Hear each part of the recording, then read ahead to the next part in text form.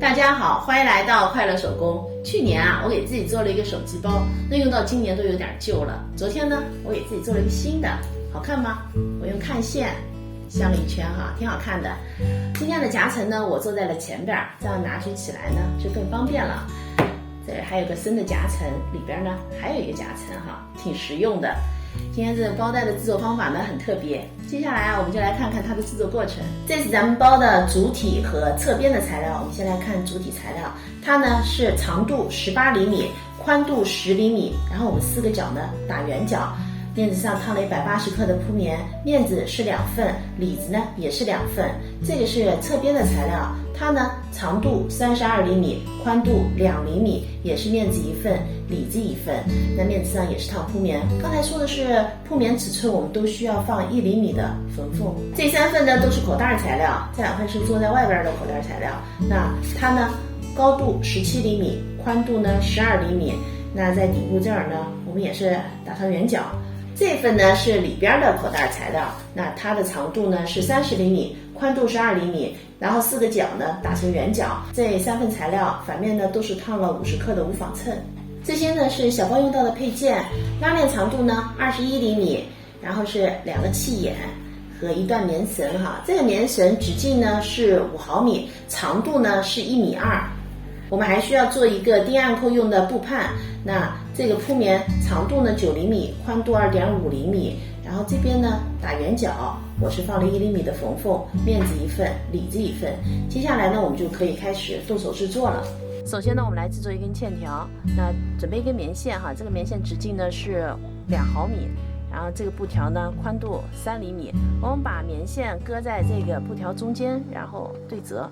那车之前呢我们需要换一个压角，这是一个拉链压角。车的时候呢我们尽量靠近棉线。线条呢我车好了，在这儿我是车了2遍的我们做线条呢一定要把它做的饱满，这样子呢才好看。现在我们把线条呢装饰在主体材料的面子上边，那我们把线条搁在这儿，然后车一圈，那车的这个位置呢正好是铺棉的这个边上然后线条还要装饰在前边的口袋上。那我们把这个材料正面和正面相对，然后在这儿呢夹上线条，车一条线。固定线条的时候呢，咱们最好也用这个拉链压角。线条车好以后呢，我们把外口袋搁在其中一片面子材料上边，那反面呢我们搁上一片里子材料，把它们对齐以后呢，我们整个车一圈。那这片面子上呢，反面搁上一片里子材料，然后再搁上一个内口袋材料。内口袋材料刚刚介绍说是这样子的我们把它进行一个对折，然后叠上去。那搁整齐以后呢，也是车一圈。现在我们前片后片的里子面子呢就组合在一起了。那接下来呢，我们来做拉链和侧边。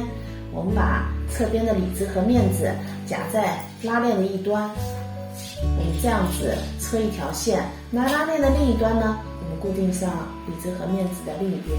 拉链2端固定好以后呢，我们把它翻过来，然后和我们之前做的前后片组合在一起。